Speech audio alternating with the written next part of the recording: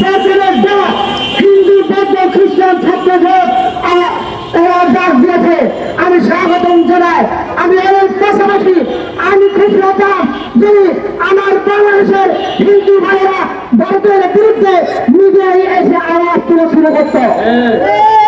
আমার বৌদ্ধ ভাইয়েরা আমার খ্রিস্টান ভাইয়েরা মিডিয়ায় এসে আওয়াজ তুলত।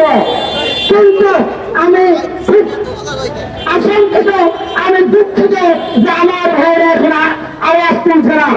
ভারতের মিডিয়া যেভাবে করে আমাদেরকে প্রমাণটা ছড়াচ্ছে, এই প্রপাগান্ডা থেকে বাঁচার একমাত্র উপায় আমরা যারা হিন্দু বৌদ্ধ খ্রিস্টান আছি আমাদেরকে মিডিয়ায় এসে কথা দিতে হবে, আমাদেরকে আওয়াজ তুলতে হবে।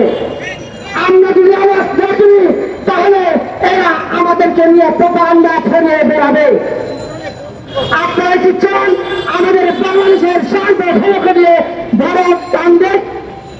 সত্যিকার অর্থে যারা কিনা বাংলাদেশকে ধারণ করে কে হিন্দু, কে বৌদ্ধ, কে খ্রিস্টান, কে মুসলমান, এটা ভেদাভেদ করার সময় আমাদের নেই। আপনারা সকলে জানেন আমাদের ফেরি চিকেন নেকের মধ্যে একটা অংশ, এখানে আপনার ভারতীয় নাগরিকদেরকে উৎসাহ দেওয়া হচ্ছে যাতে করে আমার অঞ্চলগুলোতে জমি ক্রয় করা হয়। আমি বলবো ওই এলাকায় সেনাবাহিনী স্থাপন করে ওই এলাকায় প্রচুর পরিমাণে মাদ্রাসা স্থাপন করে মাদ্রাসাকে প্রচুর পরিমাণে ভারতেরা ভয় পায়। আমি জানি না কেন ভয় পায়, কিন্তু আমি আহ্বান করতে চাই এই বাংলাদেশের গভর্নমেন্টকে, আমার পাহাড়ের ভাইরা আপনারা সকলে জানেন আমরা ট্রেনিং প্রাপ্ত, আমাদের অস্ত্রগুলো ভারতের বিরুদ্ধে তুলতে হবে। আমাদের এই পাহাড়ের প্রত্যেকটা নাগরিককে ভারতের সেভেন সিস্টারের দিকে চোখ দিতে হবে, তবে আমরা শান্তি পাবো।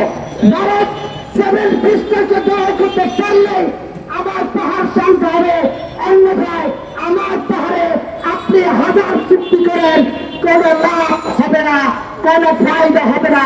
আমার এই পাহাড় অশান্ত হওয়ার মূলে একমাত্র কারণ ভারতের আরএসএস, ভারতের ভারতের নদী। আমি একটি কথা বলে যেতে চাই, ভারত পৃথিবীতে সবচেয়ে গরুর রপ্তানিকারক দেশ, তাহলে আপনি গরুর রপ্তানিকারক দেশ হয়ে কেন আপনার দেশের সংখ্যালঘু মুসলমানদেরকে গরুর গোশত উন্মুক্ত ভাবে খাওয়ার জন্য আইন পাস করেন না?